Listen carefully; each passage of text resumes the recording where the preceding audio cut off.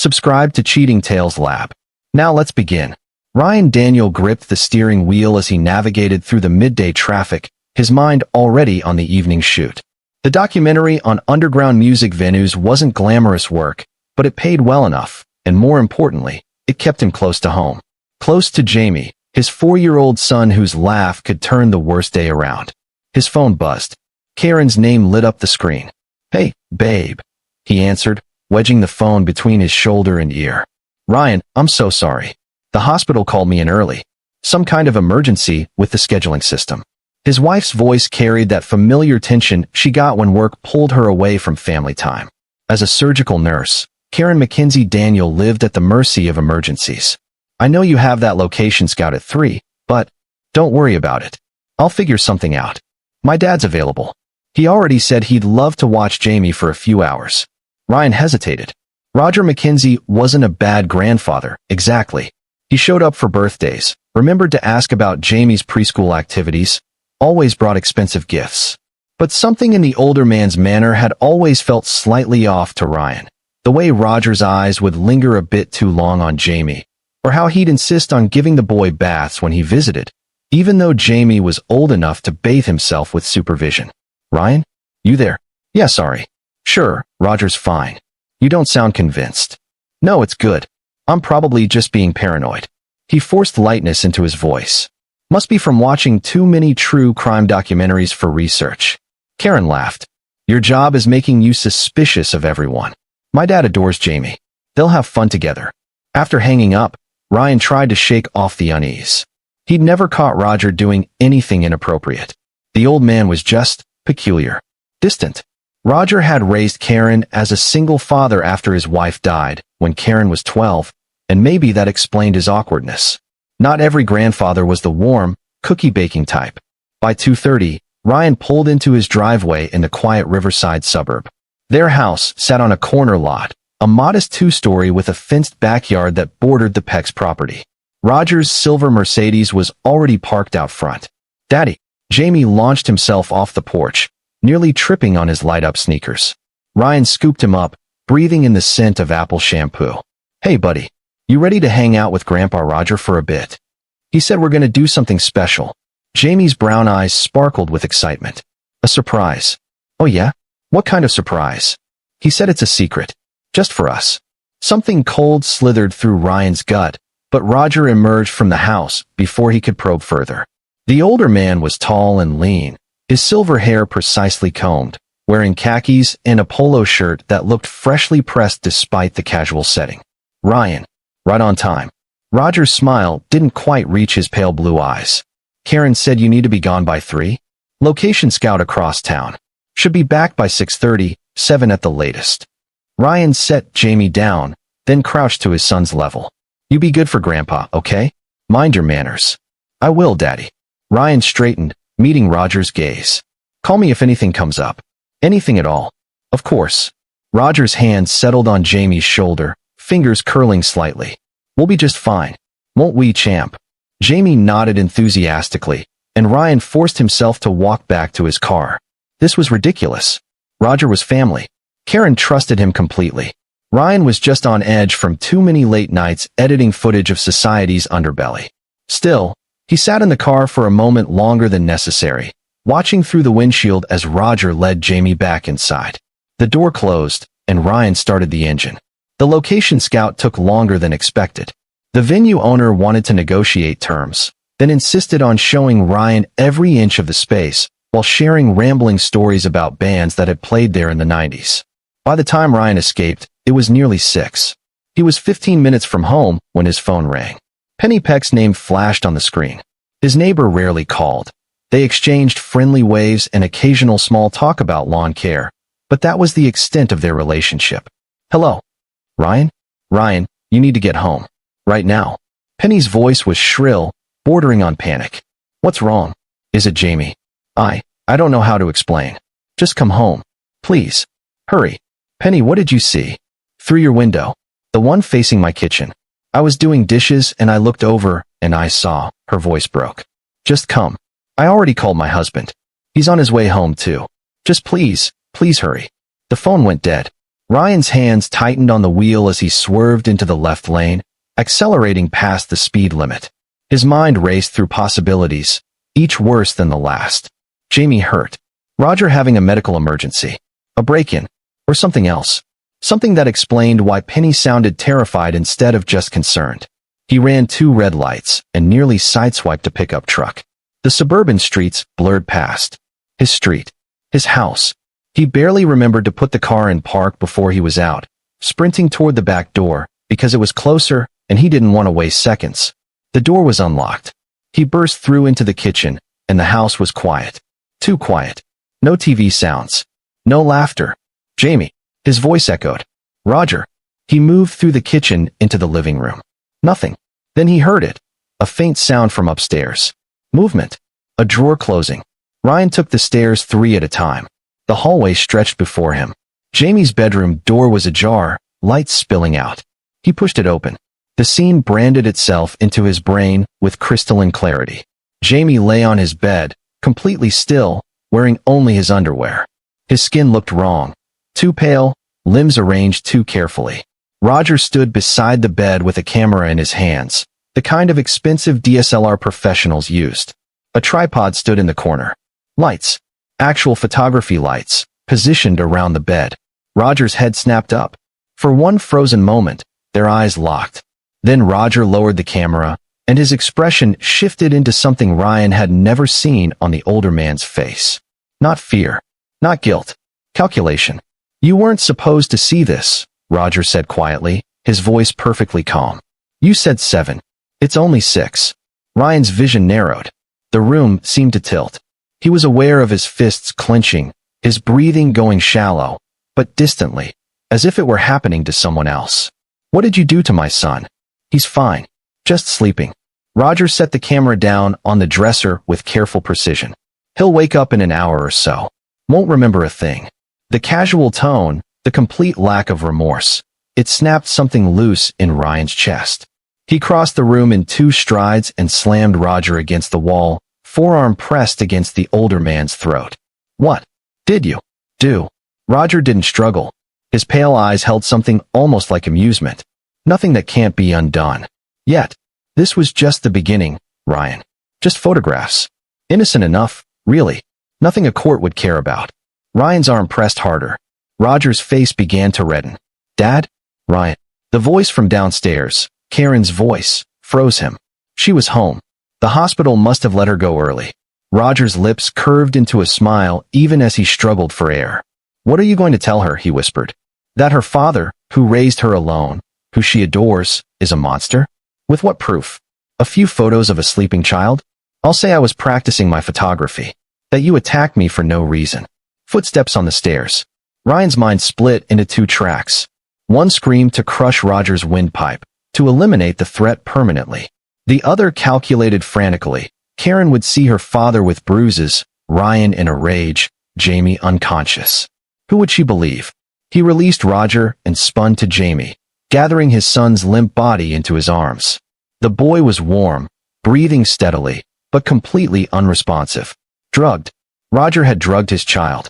Ryan? What's going on? Karen appeared in the doorway, her scrubs still on, concern creasing her face. Then she saw Jamie. Oh my God, what happened? Your father, Ryan began, but Roger cut him off. Jamie had some kind of episode.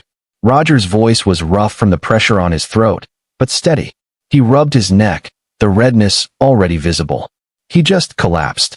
Started seizing. I was so frightened. I laid him on the bed and called 911, but then he stopped seizing and fell asleep. I was about to call you both. I've been watching him breathe, making sure he's okay. He's lying, Ryan said flatly. He drugged Jamie. He was taking pictures. Pictures? Karen looked around the room, seeing the camera equipment. Her face went white. Dad, why do you have all this stuff in Jamie's room? I brought my camera to show Jamie. You know I've been taking that photography class at the senior center. Roger's voice gained strength, playing the confused elderly man perfectly. When he collapsed, I didn't know what to do. I suppose I should have moved everything, but I was focused on Jamie, making sure he was breathing. Check his pupils, Ryan interrupted. Look at them. He's been drugged. Karen took Jamie from Ryan's arms, her nurse's training taking over. She lifted one of Jamie's eyelids, then the other. Her face went very still. His pupils are constricted, and his respiratory rate is too slow. She looked up at Roger, and something Ryan had never seen before entered her eyes. Doubt. Dad, what did you give him? Nothing. Karen, sweetheart, I would never. His symptoms are consistent with benzodiazepine ingestion. Her voice had gone clinical, the way it did when she was protecting herself from emotion. Or possibly an antihistamine overdose. Dad, what did you give my son? Roger's mask slipped, just for a second. The calculated look returned, the one he'd given Ryan before Karen arrived. Then he seemed to crumple. I just wanted him to nap. He was so energetic, running around, and I'm not young anymore. I gave him some of my sleeping medication. Just a tiny bit, to help him rest so I could rest too. Tears welled in his eyes, actual tears. I didn't think it would affect him like this. I'm so sorry. I'm a foolish old man. Ryan wanted to scream. The performance was masterful. Roger had pivoted from predator to sympathetic grandfather in seconds. But Karen wasn't buying it. Not completely. We're taking him to the hospital. Now. She looked at Ryan. Get the car started. As Ryan moved toward the door, Roger called out. Karen, please. I made a mistake. A stupid, thoughtless mistake. Don't let this ruin our relationship. You're all I have. Karen didn't answer. She carried Jamie down the stairs, and Ryan followed, his mind already working through what he'd seen. The professional camera. The lights. The way Jamie had been positioned. The complete lack of surprise on Roger's face when caught. This wasn't a mistake. This wasn't an old man making a poor judgment call. This was planned. Rehearsed. And if Roger had done this before, if he'd been building towards something worse, then Jamie might not be the first. In the car, as Ryan drove toward the emergency room with Karen cradling their unconscious son, he made a decision.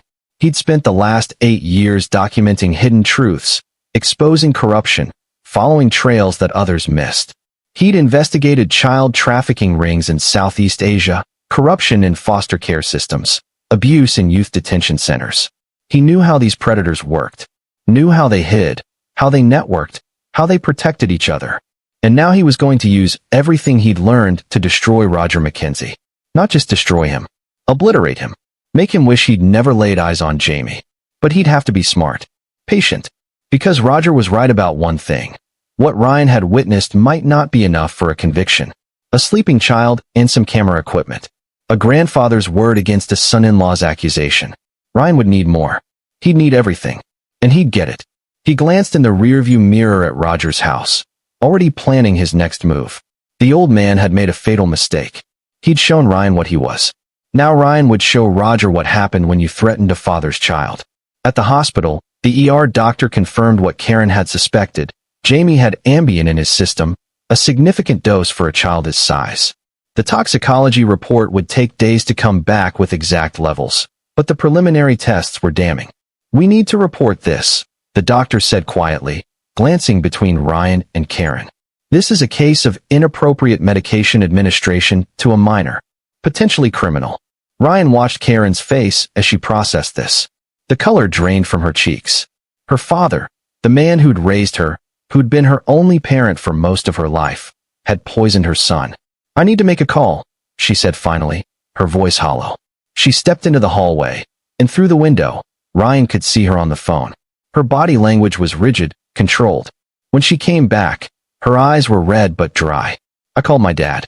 Told him not to contact us until we figure this out. She sat down heavily in the chair beside Jamie's bed. He kept saying it was a mistake, that he just wanted Jamie to nap. But Ryan, the camera equipment, the lights, that's not normal. That's not something you just happen to have set up. No, Ryan agreed carefully. It's not. You think he was going to? She couldn't finish the sentence. I don't know what I think yet, but I'm going to find out. She looked at him, really looked at him, and he saw the moment she understood that he meant it. That he wasn't going to let this go, wasn't going to accept Roger's excuse. What are you going to do? Whatever it takes to make sure Jamie is safe. And if Roger has done this before, to make sure he never does it again. Karen nodded slowly. Then she reached out and took his hand. Okay, she said. Okay, but we do this right. Legally. Through the system. Ryan squeezed her hand, but didn't answer. Because he'd already decided that if the system failed, If Roger walked away from this, then legal wouldn't matter anymore. Jamie stirred slightly in the bed, a soft whimper escaping his lips. Ryan moved to his son's side, stroking his hair. "Daddy's here," he whispered. "You're safe now. I promise." And he meant it. Whatever it took. Whatever he had to do. Roger McKenzie had started something today. Ryan Daniel was going to finish it. Jamie was released from the hospital the following afternoon with instructions to watch for any delayed effects from the medication. The toxicology report confirmed 12.5 milligrams of Ambien in his system, an adult dose that could have stopped his breathing if he'd been given any more. Ryan barely slept that night, lying awake in the dark while Karen's soft breathing filled the room. His mind kept returning to Roger's expression when he'd been caught. Not panic, not shame, calculation. Like he was already working out angles, spinning the narrative. And those lights. Professional photography equipment didn't appear overnight. Roger had brought it to their house with intention, with a plan, which meant he'd been preparing for this, waiting for an opportunity. The thought made Ryan's skin crawl. By dawn, he was in his home office, the converted spare bedroom where he kept his editing equipment and research files. He opened his laptop and started a new document, labeling it simply RM Investigation. First, the basics. Roger McKenzie, 68 years old. Retired accountant from a mid-sized firm in Sacramento, though he'd moved to Riverside 5 years ago to be closer to Karen.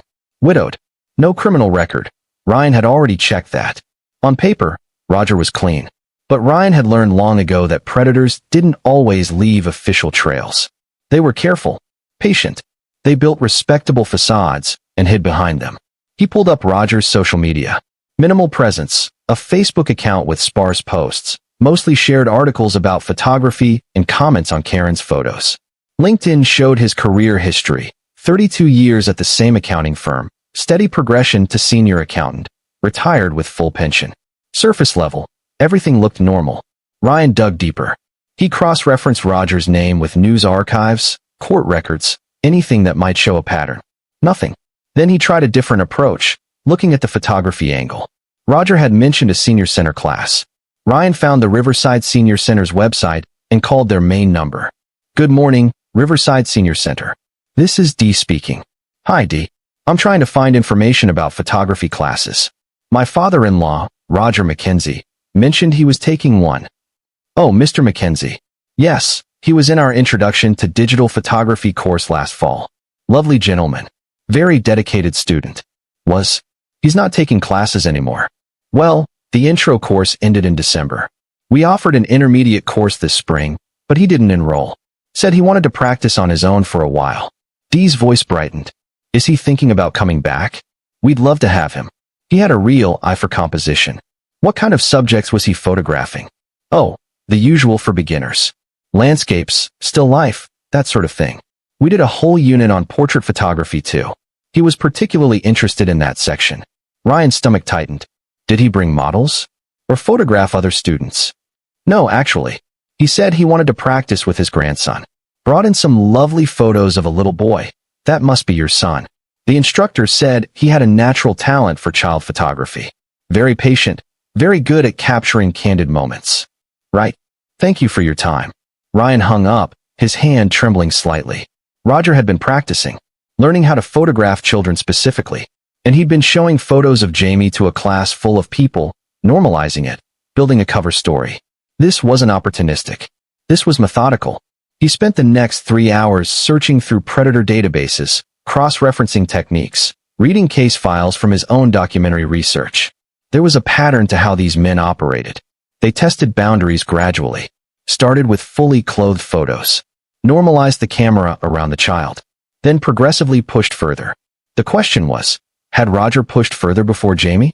Had there been other children? Ryan opened a new tab and searched for Roger's previous address in Sacramento.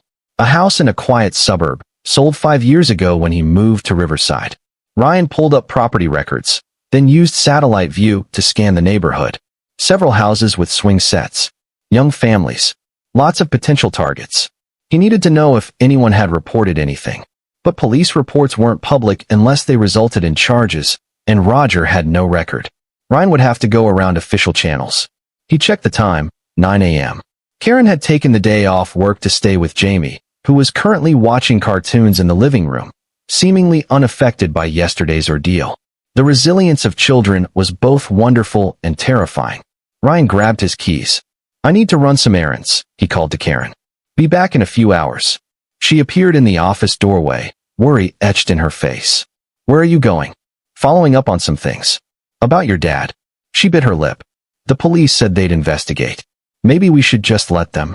They'll do a surface check and probably close it as an isolated incident."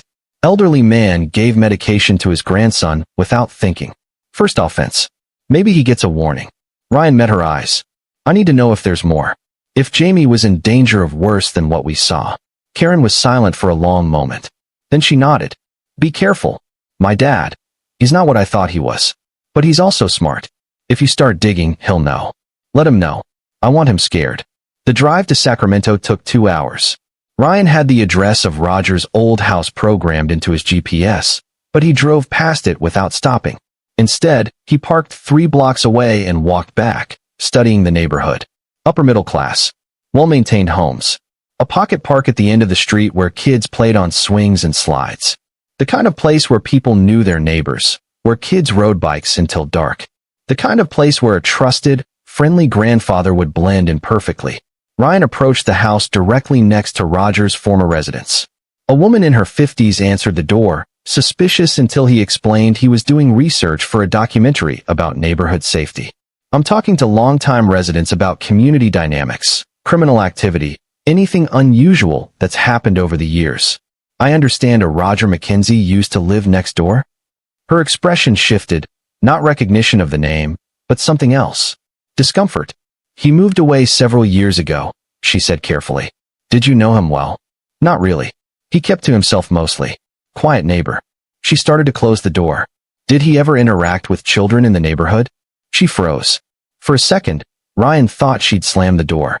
Instead, she studied him, really looked at him. "Why are you really asking about Roger?" Ryan made a decision. "Because he drugged my 4-year-old son and was photographing him. And I need to know if my son was the first." The woman's face went pale.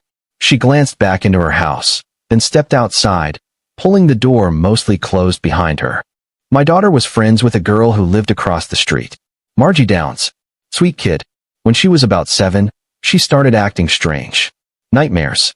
Didn't want to play outside. My daughter said Margie told her that Mr. Roger made her feel weird, but she wouldn't explain what that meant." "Did anyone report it?" Margie's parents asked Roger about it. He said he'd just been friendly, that maybe the girl was going through a phase. The parents believed him.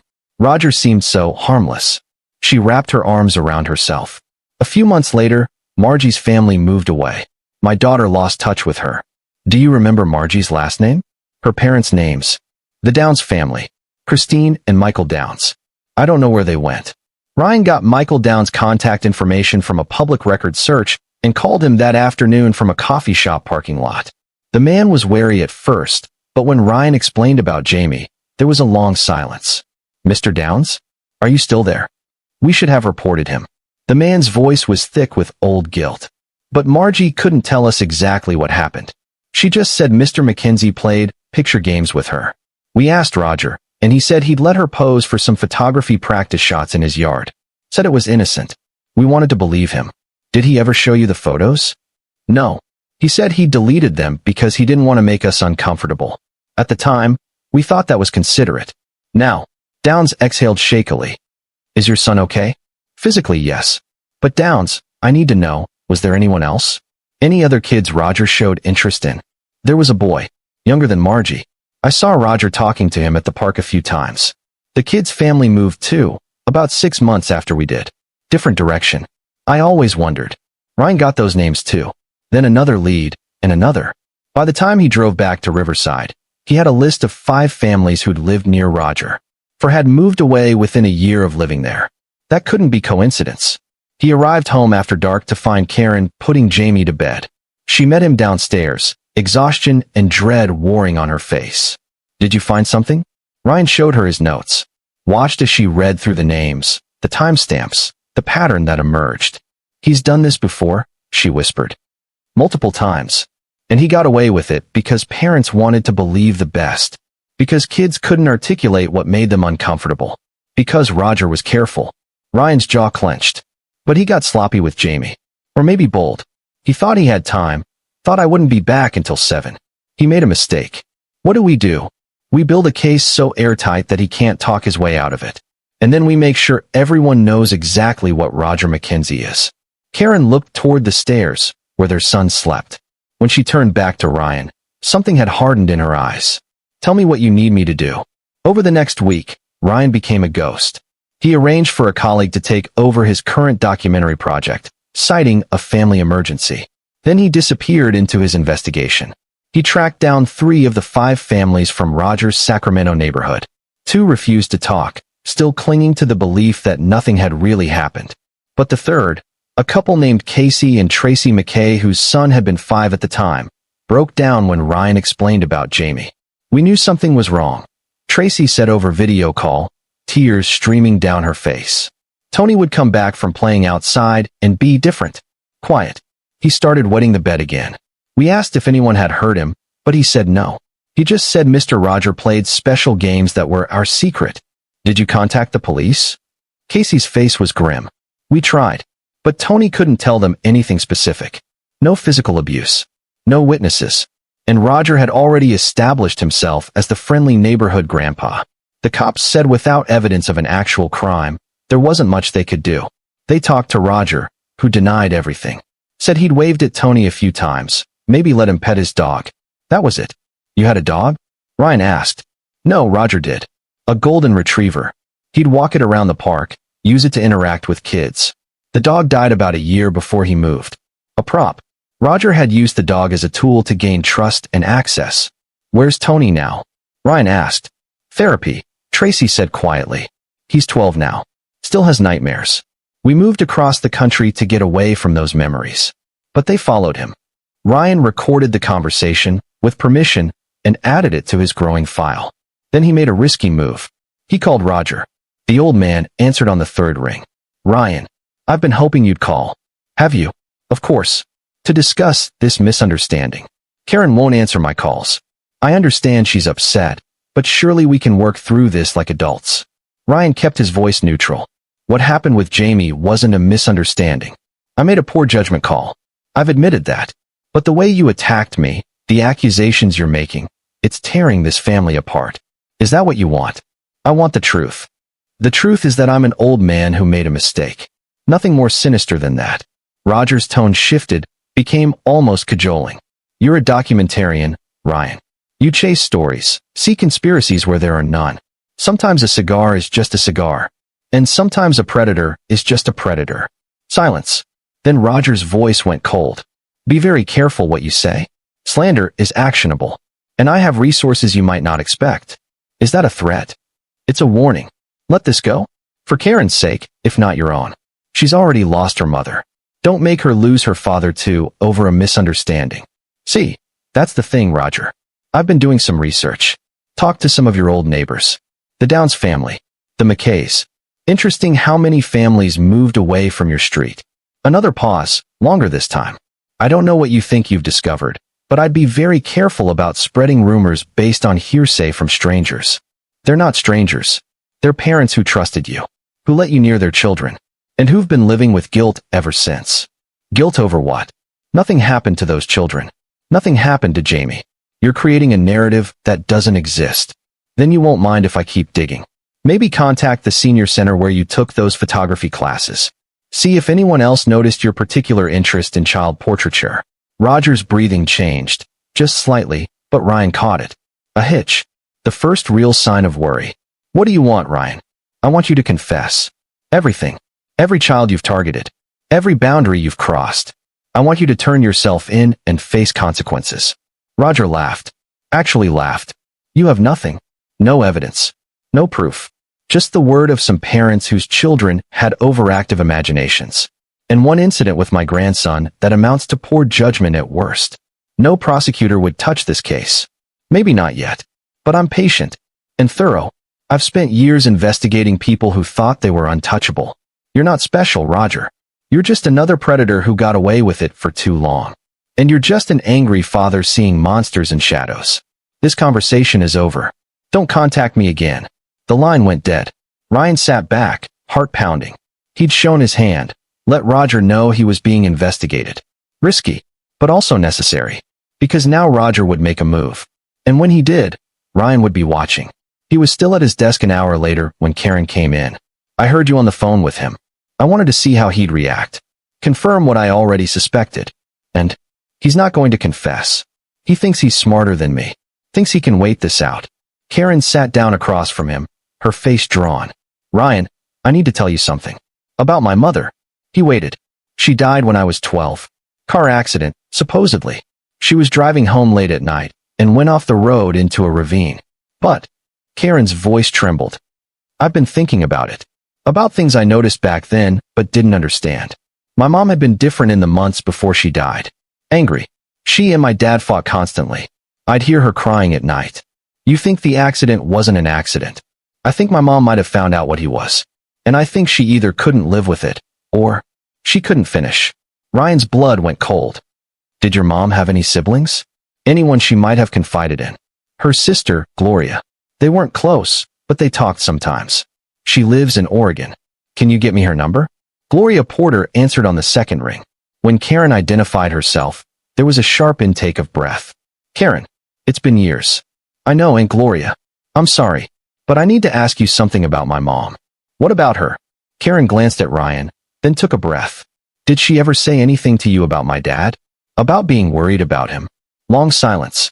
Why are you asking this now? Because I think my father might have hurt my son, or planned to, and I'm trying to understand if there were signs I missed. Gloria's voice when she spoke again was thick with tears. Your mother called me 2 weeks before she died. She was hysterical. Said she'd found photographs on your father's computer. Pictures of you, Karen, from when you were younger, arranged in ways that weren't appropriate. She said she was going to divorce him, take you away. The room seemed to tilt. Karen made a small, wounded sound. She told me not to tell anyone until she had you somewhere safe. She said Roger had threatened her. Said if she tried to leave, she'd regret it. Gloria was crying now. And then a week later, she was dead. The police ruled it an accident. Roger played the devastated widower perfectly. I wanted to say something, but I had no proof. Just a phone call and suspicions. And you were so young, Karen. I thought about trying to get custody, but Roger had lawyers. Money. I was a single woman with barely enough to support myself. So you did nothing, Karen said flatly. I did nothing. And I've hated myself for it every day since. When you went off to college, I was so relieved. Thought you'd gotten away from him. But then you had Jamie. And when Roger moved to be close to you, Gloria's voice cracked. I should have warned you. But I was afraid you wouldn't believe me. Afraid I was wrong. Ryan took the phone from Karen's shaking hands. Gloria, this is Ryan, Karen's husband. Did your sister keep any evidence? Emails, copies of the photos, anything? I don't know. Roger controlled everything after she died. Went through all her things. If there was evidence, he would have destroyed it. Unless he hadn't. Unless Roger had kept it, the way predators often did. Trophies. Insurance. Thank you for telling us, Ryan said. I know it wasn't easy. After hanging up, he turned to find Karen staring at nothing, her face white. He killed her, she whispered. My father killed my mother. And then he with me. Ryan pulled her into his arms as she broke, sobs racking her body. He held her while she grieved for the mother she'd lost, and the father who'd never really existed. Grieved for herself as a child who hadn't been protected. And while he held her, his mind was already working through the implications. Roger wasn't just a predator. He was a murderer who'd gotten away with it. Which meant he was more dangerous than Ryan had thought. Cornered animals were unpredictable. Ryan would have to be smarter. Faster. And he'd have to cross lines he'd never crossed before. Because Roger McKenzie wasn't going to face justice through legal channels. The system had failed too many times already. No. This would require something different. This would require Ryan to become the monster Roger had always deserved to meet. When Karen finally pulled back, her eyes were red but hard. What are we going to do? She asked. Ryan thought about all the families Roger had destroyed. All the children he'd damaged. The woman he'd murdered. We're going to destroy him, Ryan said simply. Completely. Utterly. In a way that makes sure he never hurts another child again. How? Ryan pulled up his laptop and opened a file he'd been building. A dossier on Roger's life, habits, weaknesses. 12 years of documentary filmmaking had taught him how to find pressure points. How to exploit them? First, we need to get into his house. Find evidence, photos, files, anything he's kept. Predators don't throw away their collections. They hide them. He'll never let us in. He won't have to. You're his daughter. You still have the key to his house from when you used to check on his place while he traveled. Karen's hand went to her purse automatically. The key was there, on a ring with her own house keys. This is breaking and entering. Yes. We could go to jail. Only if we get caught. And only if what we find isn't damning enough to justify it. Ryan met her eyes. I won't ask you to do this. It's your father. If you want to walk away. He's not my father, Karen said, her voice like steel. Fathers protect their children. Whatever Roger is, he stopped being my father a long time ago. Maybe he never was. She stood, key in hand. When do we go? Ryan checked the time. 8 p.m. Roger was a creature of habit. Karen had mentioned he attended a weekly poker game on Thursday nights. Didn't get home until midnight. Tomorrow night. We'll have about 4 hours. That should be enough. They spent the next day preparing. Ryan reviewed his documentary equipment, selecting a small camera with night vision capability and a portable hard drive with maximum storage. He printed out photos from his files, pictures of the families Roger had targeted, and made copies of the statements he'd collected. If they found evidence, they'd need to document everything perfectly. Chain of custody might not matter in court. They'd obtained it illegally, but it would matter in the court of public opinion. Because that was Ryan's real plan. Not a criminal trial that Roger could lawyer his way out of. Not a process that would drag on for years while Roger remained free. No, Ryan was going to expose him so thoroughly, so publicly, that Roger's life would implode. Social death first.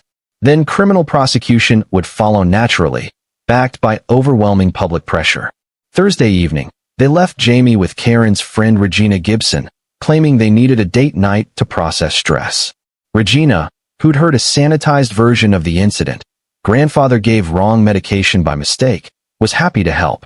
They drove to Roger's house in silence. It was a modest single-story ranch in a retirement community, the kind of place where everyone knew everyone and trusted their neighbors implicitly. The perfect hunting ground for a predator. Karen's hand trembled as she unlocked the front door. They stepped inside, and Ryan immediately noticed the camera system, not just a doorbell cam, but a full security setup. He's paranoid, Ryan murmured. Good. Paranoid people make mistakes. They moved through the house methodically. Ryan photographed everything first, the layout, the ordinary appearance of the living room and kitchen. Then they started searching. Nothing in the obvious places. No computer in plain sight. The bedroom closet held only clothes. The garage was full of normal retiree detritus, golf clubs, gardening tools, boxes of old tax returns. He'd keep it somewhere secure, Karen said. Somewhere he could control access. Ryan studied the house layout. Single story, but the ceiling in the master bedroom closet seemed lower than it should be. He pulled out his phone's flashlight and examined the corners. There, a seam in the drywall, barely visible. It took 10 minutes to figure out the mechanism, a section of the closet wall that pivoted on hidden hinges. Behind it, a small room, maybe 4 feet by 6 feet. No windows. Ryan's stomach turned as he stepped inside. The walls were covered in photographs. Not just photos, a timeline. Children's faces arranged chronologically, spanning decades. Some looked like school photos. Others were candid shots, clearly taken without the subjects knowing. Still others. Oh God, Karen whispered from behind him. The later photos in each sequence showed children in various states of undress. Posed. Positioned. All asleep or unconscious. Jamie's face stared back at them from the most recent section. Only 2 photos so far, both from the day Ryan had interrupted. But there was a gap beside them. Space left for more. Ryan's hands shook as he started photographing everything with his camera. Every wall. Every image. Metadata showed dates going back 40 years. This can't all be him, Karen breathed. Some of these kids are from the 70s. Ryan zoomed in on a photo from 1978. A young girl, maybe 6, posed in a nightgown. Asleep. The quality suggested film photography, converted to digital later. Some predators inherit collections, Ryan said, his voice mechanical as he forced himself to stay clinical. Or trade them. Roger might have gotten started with someone else's photos. But then he saw it. In the corner of one of the oldest photos. A reflection in a window. A young man holding a camera. Roger. Decades younger. But unmistakable. He's been doing this his entire life, Karen said. That's why my mother. She must have found this room. Seen these photos. Ryan kept photographing, documenting every detail. There had to be 50 children here. Maybe more. Some sequences had only a photo or two. Others had dozens, showing progression over months or years. His documentary training kicked in. He noted patterns, details, anything that might identify victims or locations. Several photos showed the same bedroom, suggesting Roger had set up a dedicated space in a previous home. Others were clearly taken in different houses. The man had been careful, methodical, patient, and he'd been getting away with it for 40 years. At the back of the room, Ryan found a filing cabinet. Locked. He used a screwdriver from Roger's garage to force it open. Inside, external hard drives. Dozens of them, each labeled with years. We need to take these, Ryan said. All of them. If we do, he'll know someone was here. He'll destroy everything else. There is no everything else. This is it. This is his collection, his insurance, his control. We take it, and we take his power. They loaded the hard drives into a duffel bag Ryan had brought. He photographed the filing cabinet, the labels, everything. Then he went back to photographing the walls. It took 3 hours to document the entire room. By the time they finished, Ryan had over 1,000 photos and 12 hard drives. They reset everything as close to original as possible, closed the hidden door, and left the house exactly as they'd found it. Driving home, neither of them spoke. The weight of what they'd seen pressed down like a physical thing. Back in his office, Ryan connected the first hard drive. Don't, Karen said. Don't look. Just turn it all over to the police. We broke into his house. Illegally obtained evidence. A defense lawyer would get it all thrown out. Then what's the point? We can't use it. We can't give it to the police. We can't use it in criminal court. But we can use it everywhere else. Ryan's mind was racing. Social media, news outlets, every parent in Roger's retirement community, every family he's ever interacted with. We don't need a conviction, Karen. We need exposure. You want to release photos of child victims publicly? No. I want to release enough to show what he is. Redact the victims' faces. But make it clear what Roger's been doing. Make it impossible for him to hide. He'll sue us for everything we have. Let him try. Discovery in a civil suit would force him to admit the photos exist. He'd have to claim we fabricated them or admit they're real. Either way, he's finished. Karen was quiet for a long moment. Then, when? Tomorrow. I need tonight to prepare the documentation, redact the victims, build the narrative. Tomorrow morning, it goes live. He'll know it was us. Yes. He might come after us. After Jamie. Ryan met her eyes. I'm counting on it. Ryan didn't sleep. He spent the night cataloging the evidence, his disgust and rage warring with his professional training. The hard drives contained exactly what he'd feared, thousands of photos spanning 4 decades. Some were clearly Roger's own work. Others appeared to be traded content from other predators. He worked methodically, selecting images that told the story without exploiting the victims further. Photos of the hidden room. Close-ups of the walls covered in faces. The filing cabinet with dated hard drives. His own photos showing Jamie's face among the collection. For the faces of other victims, he applied pixelation heavy enough to protect identity while showing the pattern. Young children. Always asleep or unconscious. Always positioned.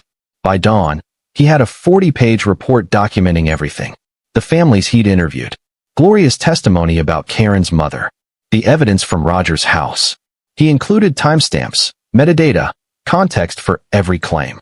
Then he built a website. Simple, clean, devastating. The header, Roger Mackenzie, 4 decades of child predation.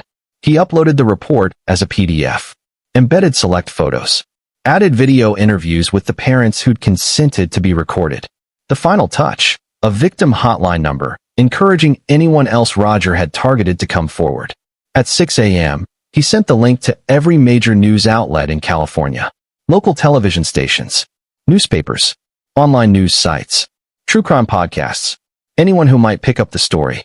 Then he posted it on every social media platform he had access to. Tagged child advocacy groups. Tagged the Riverside Police Department.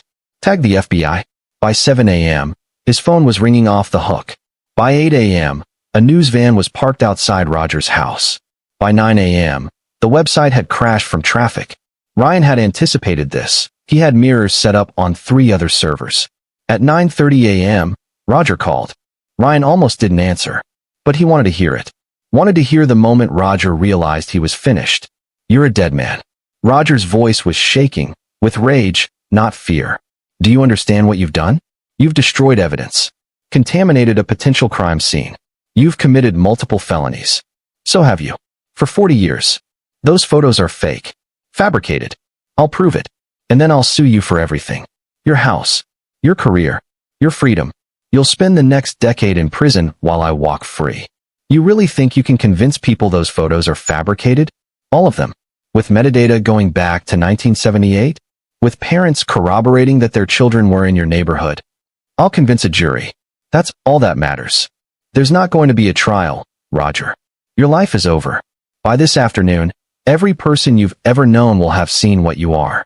Your retirement community will run you out. You'll be unemployable, homeless, alone, and eventually, the criminal charges will come. Maybe not today, maybe not next month, but they'll come, and you'll spend whatever's left of your miserable life in prison." Silence. Then Roger's voice dropped to something cold and reptilian. "If I'm going down, I'm taking you with me. You illegally entered my home, stole my property, violated my privacy. I have security footage of you and Karen breaking in." Ryan had expected this. "Then release it. Show everyone the security footage of us finding your child abuse collection. I'm sure that'll help your case. You think you're clever. You think you've won. But you don't know who you're dealing with. I know exactly who I'm dealing with. A coward who drugs children because he's too weak to face anyone who can fight back. A man who murdered his wife to protect his secret. A predator who's been hiding behind a grandfather mask for decades. You can't prove I killed Sarah. Not yet. But I will. I've already put investigators on it. Your wife's accident is being reviewed. Gloria Porter is giving a formal statement. The case is being reopened." That wasn't entirely true. Ryan had contacted the Sacramento Police Department, but they'd been non-committal about reviewing a 20-year-old closed case. Still, the threat was enough. Roger's breathing was ragged. "This isn't over." "Yes, it is. Goodbye, Roger." Ryan hung up and blocked the number. By noon, 3 different news stations had picked up the story. They couldn't show the explicit photos, but they showed Roger's house, the news trucks gathered outside, snippets from Ryan's interviews with parents. Local retired accountant accused of decades-long pattern of child abuse, ran one headline. Grandfather allegedly drugged 4-year-old grandson for photos, read another. The retirement community issued a statement saying they were cooperating with authorities and taking the allegations very seriously. Roger's poker buddies gave interviews saying they were shocked and appalled. The senior center announced they were reviewing their photography class policies. Everything was falling into place. Then, at 2 p.m., Karen called. "Ryan, Jamie's school just called. Someone tried to check him out. Said they were his grandfather, and there was a family emergency." Ryan's blood went ice cold. "Did they release him?" "No. The principal knows what's going on. I warned all of Jamie's teachers this morning. They refused and called the police." "But Ryan, Roger tried to take our son. Where are you?" "Picking up Jamie now. I'm bringing him home." "No. Don't come home. Roger might be watching the house." Ryan's mind raced. "Go to Regina's. Stay there. I'll meet you." He grabbed his keys, but before he could leave, his doorbell rang. Through the window, he saw 2 Riverside police detectives. This was it. Roger had made good on his threat to report the break-in. Ryan answered the door. "Detectives. Mr. Daniel? I'm Detective Marty Douglas. This is Detective Henry Alexander. We need to talk to you about Roger McKenzie. Am I under arrest?" "Should you be?" Douglas raised an eyebrow. "Roger claims I broke into his house and stole property. I assume that's why you're here." "Actually, we're here about the child abuse allegations. Roger McKenzie filed a complaint this morning claiming you fabricated evidence and are harassing him. But we've also received multiple calls from parents who say their children were victimized by Mr. McKenzie. We need your cooperation in sorting this out." Ryan made a decision. "I want immunity from prosecution for any methods I use to obtain evidence before I say anything else." Alexander and Douglas exchanged glances. "That's not something we can promise," Alexander said. "But if you cooperate fully and the evidence leads to prosecution of Roger McKenzie, we can recommend to the DA that you not be charged." It was the best Ryan was going to get. "Come in." He spent 3 hours walking them through everything. The incident with Jamie, the interviews with former neighbors, the discovery of the hidden room, the hard drives. You realize we can't use any of this in a criminal prosecution, Douglas said when Ryan finished. I know, but you can use it to get a warrant. Search his house legally. Find the room yourselves. Seize the hard drives as part of an official investigation. It's still fruit of the poisonous tree. Any defense attorney would argue we only knew to search because of your illegal entry. Then don't mention my illegal entry. Say you received an anonymous tip about Roger McKenzie's activities. Followed up on the tip. Obtained a warrant based on witness statements from the parents I interviewed. Those statements are legitimate. I can have all of them formally recounted to you. Alexander rubbed his jaw. You've thought this through. I've spent 12 years documenting criminal activity. I know how the system works. And I know how it fails. Is that why you went public instead of coming to us first? I came to you after Jamie was drugged. Filed a police report. What happened? Roger claimed it was a mistake. No charges filed. Douglas had the grace to look uncomfortable. That was a different jurisdiction. Sacramento PD. Same result. The system protects people like Roger because he's careful. He doesn't leave obvious evidence. He grooms trust. By the time anyone realizes what's happening, it's too late and there's no proof. Ryan leaned forward. So yes, I went public. Because public pressure is the only thing that guarantees action. You've complicated things, Alexander said. But I can't say I blame you. They left with copies of Ryan's documentation and promises to obtain legal warrants. Ryan immediately called Karen. Police just left. They're going after Roger, but it's going to take time. Where are you? Still at Regina's. Jamie's asking why we can't go home. Tell him it's an adventure. We're going to stay somewhere else for a few days. Ryan, you're scaring me. Roger tried to abduct Jamie. He's desperate. Desperate people are dangerous. Ryan grabbed his go bag. He'd prepared one that morning with clothes, cash, and copies of all his evidence. Pack a bag. I'm booking us a hotel outside the city. We stay there until Roger is in custody. They spent 3 days at a Holiday Inn 40 miles from Riverside. Ryan monitored news coverage obsessively. The story had gone national. CNN picked it up. Then MSNBC. Fox News ran a segment. Roger's face was everywhere. On day 2, the police executed their warrant. They found the hidden room exactly as Ryan had described it. Seized 17 hard drives. Roger must have had backups Ryan hadn't found. Roger was arrested and charged with multiple counts of child exploitation, possession of child abuse material, and administering a harmful substance to a minor. His bail was set at $2 million. He couldn't make it. Ryan watched the perp walk on television. Roger, in handcuffs, his face haggard. Reporters screaming questions. Cameras flashing. It should have felt like victory. But Ryan knew it wasn't over. The preliminary hearing was set for 3 weeks out. Roger's defense attorney, a high-priced criminal lawyer named Dennis Murray, immediately filed motions to suppress evidence, claiming illegal search and seizure. Ryan's anonymous tip was scrutinized, but the witness statements from parents held up, providing probable cause independent of Ryan's break-in. Most of the evidence was ruled admissible. Meanwhile, Ryan's website had spawned a movement. Dozens of people came forward with stories about Roger. Some were credible. Others were likely opportunistic. But the credible ones painted a pattern spanning 45 years, starting when Roger was in his early 20s. A childhood neighbor remembered Roger as a teenager who'd been too interested in the young kids on the block. A former co-worker recalled Roger volunteering to organize the company Christmas party's photos with employees' children. A woman named Sally Gill came forward claiming Roger had abused her when she was 9 and he was her mother's boyfriend. She'd never reported it because her mother hadn't believed her. The case against Roger was building into something massive. Federal investigators got involved due to the suspected trading of illegal images across state lines. The FBI seized additional evidence from Roger's email accounts and cloud storage. Karen filed for divorce and got a restraining order. Roger wasn't allowed within 500 feet of her or Jamie. Ryan should have felt relief. The system was finally working. Roger would go to prison for the rest of his life. But then the threat started. First, an anonymous email. You destroyed an innocent man's life. Karma's a bitch. Then a phone call in the middle of the night. Heavy breathing. A whispered, your son is so photogenic. Ryan reported them to the police, but there was no way to trace the source. Then the vandalism.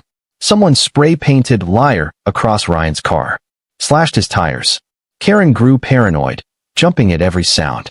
Jamie had nightmares. Ryan installed a security system that rivaled Fort Knox. Who's doing this? Karen asked after finding a dead rat on their doorstep. Roger has friends. People who either believe he's innocent or people involved in the same activities who see him as a liability.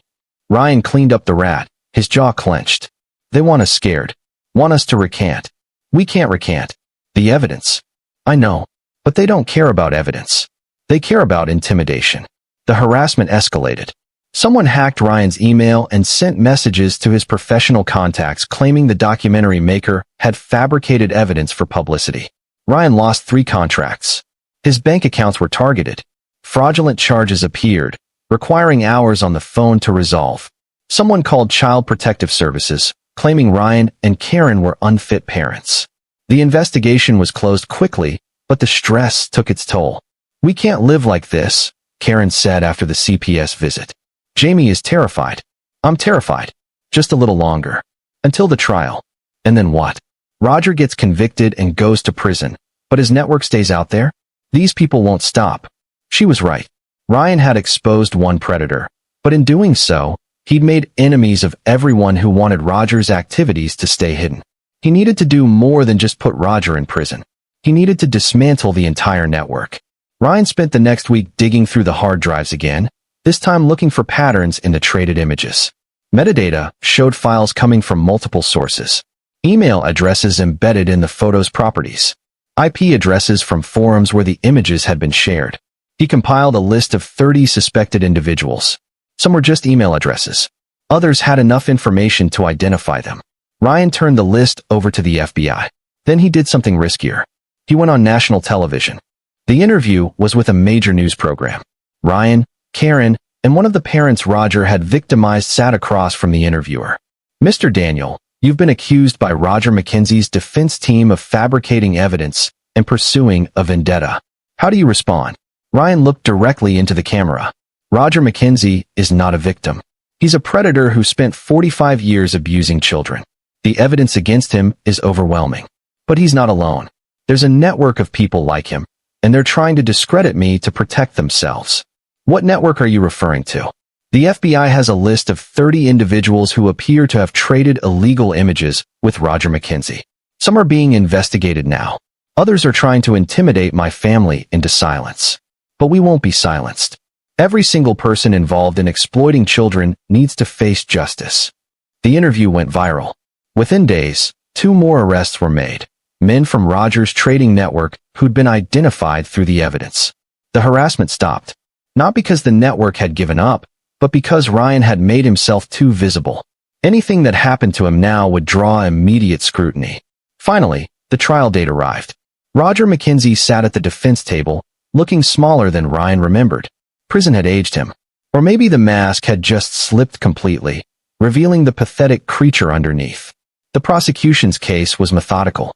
They showed the photos from the hidden room, redacted to protect victims, but damning nonetheless. They brought in digital forensic experts who testified about the metadata, proving the images were decades old and unaltered. Parents testified. Sally Gill took the stand and described what Roger had done to her 35 years ago, her voice steady despite tears streaming down her face. The McKay family testified about their son Tony, who was now in therapy after years of repressed trauma.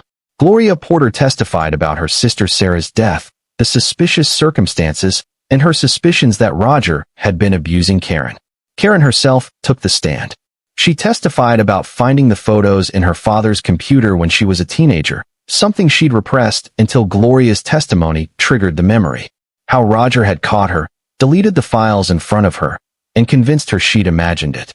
How he'd gaslight her for years. And Ryan testified about finding Jamie unconscious, the camera equipment, Roger's complete lack of remorse. The defense tried to claim the photos were planted. That Ryan had fabricated everything. That Roger was a lonely old man being persecuted by an overzealous son-in-law. The jury deliberated for 4 hours. Guilty. On all counts. Sentencing was scheduled for 2 weeks later. The prosecution was asking for 40 years, effectively a life sentence for a 68-year-old man. But Roger's lawyer filed an appeal motion, arguing improper admission of evidence. Ryan sat in the courtroom, watching Roger being led away in handcuffs, and felt hollow. He'd won. Roger would die in prison. The network was being dismantled. Children were safer. So why didn't it feel like enough?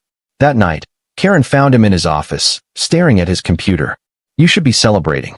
It's over. Is it? Roger's in prison, but he's still alive. Still breathing. Still existing in the world. Karen sat down beside him. What are you saying?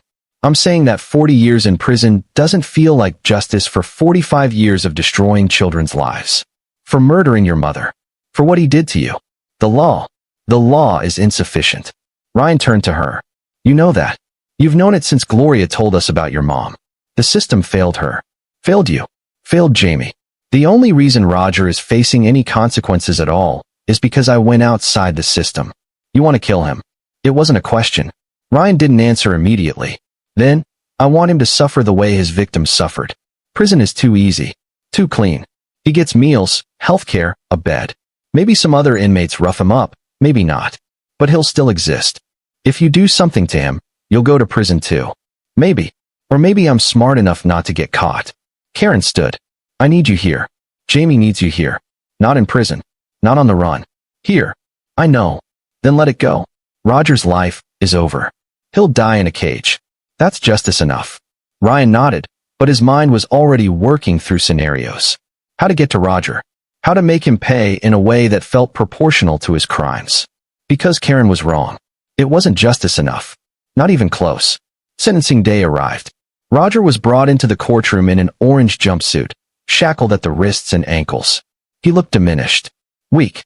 The judge was a stern woman in her 50s named Judge Christine McPherson. She'd presided over the trial with no-nonsense efficiency, shutting down the defense's theatrics quickly. Mr. Mackenzie, you have been found guilty of 17 counts of child exploitation, 12 counts of possession of child abuse material, and 1 count of administering a harmful substance to a minor. Before I impose sentence, do you have anything to say? Roger stood slowly. His lawyer tried to guide him, but Roger waved him off. Your Honor, I maintain my innocence. These charges are the result of a coordinated campaign by my son-in-law to destroy my reputation. The evidence was fabricated, planted, or obtained through illegal means. I am an old man who made the mistake of loving his grandson too much. If that's a crime, then I suppose I'm guilty. But I am not the monster I've been portrayed as. Ryan's hands clenched into fists. Even now, Roger couldn't admit the truth. Couldn't show remorse. Judge McPherson's expression didn't change. Mr. Mackenzie, I have reviewed all the evidence in this case, including testimony from multiple victims spanning 4 decades. I have seen the photographs you kept as trophies. I have read the psychological evaluations describing you as a textbook predator with no capacity for empathy or rehabilitation. She paused, letting the words sink in. You are a danger to every child you encounter. You have destroyed lives, damaged families, and shown no remorse whatsoever. Your claims of innocence are not only unconvincing, they're insulting to the intelligence of this court and the jury who convicted you. Roger's jaw tightened. I am sentencing you to 40 years in state prison on each count of child exploitation, to run consecutively. An additional 20 years for the possession charges, also consecutive, and 10 years for the drug administration charge. In total, you are sentenced to 730 years in prison. Gasps echoed through the courtroom. Roger swayed on his feet. Additionally, I am recommending you be housed in general population, not protective custody. The prison system can determine if that's feasible from a safety standpoint, but it is this court's recommendation. General population, where child predators were the lowest of the low, where Roger would be a target. The judge wasn't just sentencing him to die in prison. She was sentencing him to hell on earth until he did. Roger was led out of the courtroom, his face ashen. He didn't look at Ryan or Karen. Outside, reporters mobbed them. Ryan gave a brief statement thanking the prosecution and the jury. Then he and Karen escaped to their car. It's really over, Karen said, buckling her seatbelt. Yeah, Ryan agreed. But he was lying. Because 2 days later, Roger was attacked in prison. 3 inmates cornered him in the shower and beat him so badly he spent a week in the prison hospital. Ryan heard about it through a contact in the corrections system, a guard he'd interviewed years ago for a different documentary. The guard sent him a photo of Roger, face swollen, one eye completely shut, arm in a cast. Ryan looked at the photo and felt nothing. No satisfaction. No relief. Just emptiness. It still wasn't enough. The attacks continued. Roger was stabbed in the cafeteria 2 months into his sentence. Survived, but the wound became infected. He developed sepsis and nearly died. Then he was jumped in the exercise yard. Beaten unconscious. After the third attack, prison officials moved him to protective custody, solitary confinement, 23 hours a day in a cell, 1 hour of supervised exercise. Living death. And still, Ryan felt hollow. Karen noticed. You're not sleeping. You barely eat. You're obsessing over him. I'm fine. You're not. You haven't been fine since the trial ended. She took his hand. Roger is suffering. He's in a cage, isolated, beaten. He'll die alone and miserable. That's what you wanted, isn't it? I wanted him erased. Unmade. I wanted his existence retroactively canceled so none of the children he hurt ever had to hurt in the first place. That's impossible. What happened, happened. All we can do is move forward. Ryan knew she was right. But knowing didn't make the rage go away. He threw himself back into work, taking on a new documentary about prison reform. It gave him an excuse to visit correctional facilities, to ask questions, to gather information about how one might get to an inmate in protective custody. Not to kill Roger. That would be too easy. But to make him suffer more. To find the psychological pressure points and exploit them. Ryan learned that inmates in solitary often deteriorated mentally. Hallucinations. Paranoia. Some went catatonic. Others lost the ability to speak. Good. Let Roger's mind eat itself. But Ryan wanted to accelerate the process. He arranged for letters to be sent to Roger. Not from him. That would be too obvious. But from fake supporters who'd then turn on him. Letters that would give hope, then snatch it away. He had accomplices send Roger photos of children with captions like, "Thinking of you," to trigger his obsession while knowing he could never act on it again. Cruel? Yes. But proportional to Roger's crimes? Barely. 6 months into Roger's sentence, the prison psychologist reported that Roger was showing signs of severe mental deterioration. He'd stopped eating, stopped speaking, just sat in his cell, staring at the wall. Ryan heard about it and felt the first stirring of something like satisfaction. Then, 9 months after his sentencing, Roger Mackenzie died. Not from violence. Not from disease. He simply gave up. The autopsy reported malnutrition and dehydration. Roger had refused food and water for 2 weeks. The prison staff had tried to intervene, but Roger had turned his face away, closed his eyes, and willed himself to death. Ryan received the news via email from his contact in the corrections system.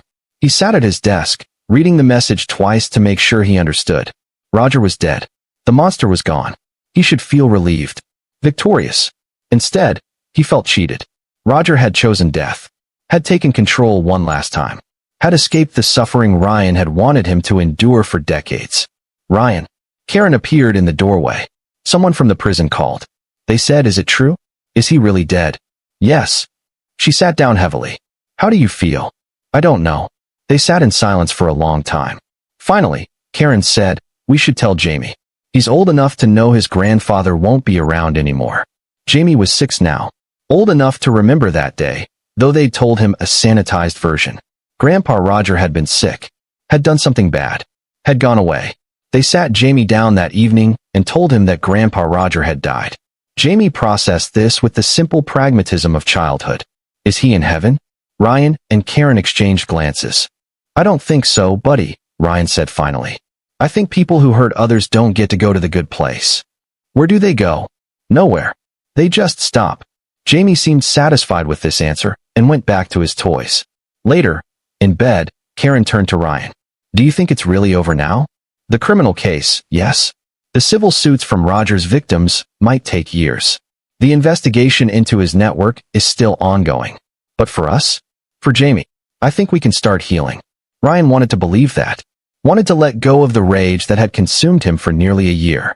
But a part of him would always carry it. Would always remember walking into Jamie's room and seeing his son unconscious, arranged like a doll for Roger's sick collection. Some things couldn't be forgiven. Some wrongs couldn't be made right. All you could do was make sure they never happened again. "I'm starting a foundation," Ryan said suddenly. "For victims of child exploitation. Therapy funding, legal support, education for parents on recognizing warning signs. Karen smiled, tears in her eyes. Using the settlement money from the civil suit against Roger's estate. Every penny. It's blood money anyway. Might as well use it to do some good. He'd hate that.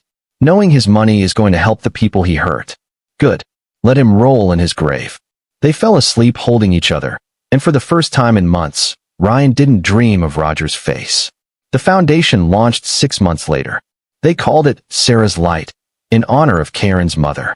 Within a year, they'd helped 30 families. Provided therapy for 50 children. Funded 3 separate investigations into suspected predators. 2 more members of Roger's network were arrested and convicted. Ryan continued making documentaries, but now he focused exclusively on exposing exploitation and helping victims. His reputation grew. Awards followed. But the real satisfaction came from the letters he received from parents whose children had been helped by Sarah's Light. Jamie thrived. The therapy worked.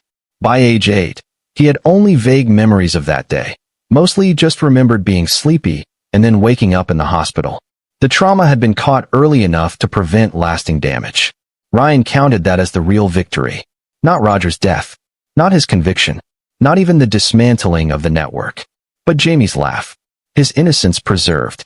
His childhood reclaimed. That was worth everything. 3 years after Roger's death, Ryan received an unexpected letter. It was from Sally Gill, the woman who testified at Roger's trial about her abuse as a child. Dear Ryan, it began. I wanted to thank you for your courage in exposing Roger and everyone like him. Because of you, I finally felt brave enough to share my story publicly. I've written a book about my experience and the healing process. I hope it helps other survivors. She included a copy of the book. Ryan read it in one sitting, tears streaming down his face. Sally described the decades of shame and self-blame, the therapy, the struggle to trust people, but also the healing, the gradual realization that she wasn't broken, that what happened to her wasn't her fault. And at the end, she thanked Ryan again. You gave me my voice back, she wrote. You showed me that predators can be defeated, that standing up to them, no matter how powerful they seem, is possible. You saved your son, and in doing so, you helped save me too. Ryan set the book down and looked at the photo on his desk, Jamie, now 7, grinning at the camera with a gap-toothed smile. He thought about all the children Roger had hurt over 45 years. All the lives damaged. All the families destroyed.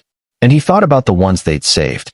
The investigations Sarah's Light had funded that stopped predators before they could hurt anyone. The therapy that helped victims heal.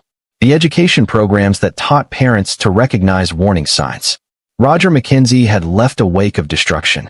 But from that destruction, something good had grown. It wasn't redemption. There was no redemption for Roger's crimes. But it was purpose, meaning, a reason for all the pain. Ryan's phone buzzed. Karen, texting. Jamie's soccer game in an hour. Don't forget. He smiled and typed back. On my way. As he drove to the soccer field, Ryan caught sight of his reflection in the rearview mirror. The man looking back was older, harder, scarred by everything he'd seen and done, but also stronger, more focused. He'd gone to war with a monster and won. Not perfectly, not cleanly, but decisively. And in the end, that's what mattered. Roger McKenzie was dead and gone. His network was shattered. His victims were healing. And Ryan Daniel had protected his son. Mission accomplished. At the soccer field, Jamie spotted him and waved enthusiastically from the bench. Ryan waved back, settling into the bleachers next to Karen. He scored 2 goals last game, she whispered proudly. That's my boy. They watched Jamie run onto the field, shouting encouragement with the other parents. Normal. Mundane. Perfect. This was what Ryan had fought for. Not revenge. Not justice in some abstract sense. But this. The simple joy of watching his son play soccer on a Saturday afternoon. Roger had tried to steal it, and Ryan had taken it back. Later, after the game, which Jamie's team won 4-2, they went for ice cream. Jamie chattered about school, about his friends, about the new video game he wanted. Normal kid stuff. Beautiful, ordinary, priceless kid stuff. As Ryan listened to his son's excited rambling, he realized something. He'd let go of the rage. Not entirely. Some wounds never fully healed. Some scars stayed forever. But the consuming anger that had driven him for so long had finally burned out, leaving something different in its place. Peace. Hard won. Blood-bought, but real. Roger Mackenzie had tried to destroy Ryan's family. Instead, he'd made them stronger. That was the real victory. Not the trial. Not the conviction. Not even Roger's death. But this moment. Ice cream dripping down Jamie's chin. Karen's hand in his. Laughter and love and life continuing despite everything. Roger was gone. They remained. And they were okay. Better than okay. They were thriving. Ryan looked at his family and smiled. The war was over. They'd won. And now, finally, they could live. This is where our story comes to an end. Share your thoughts in the comments section. Thanks for your time. If you enjoy this story, please subscribe to this channel. Click on the video you see on the screen, and I will see you there. Did you enjoy my story? What a journey it has been. I truly wonder, what would you have done if you were in my shoes? Would you have chosen silence to keep the peace, or would you have done what I did to reclaim your dignity? Let's meet in the comments below. I'm so curious to hear your thoughts. I'm reading every single one. Which city are you listening from tonight? If my story resonated with you, you can support me and help me bring more stories like this to the world by sending a super thanks. Your sweet support means the world to me and allows me to continue this journey with all of you. On the screen now, you can see 2 new life stories that I highly recommend you watch next. There are so many more on my channel, each with its own lessons and triumphs. Don't forget to subscribe and click the notification bell so you never miss a new chapter. Thank you for being here with me. Until the next story, with love and respect.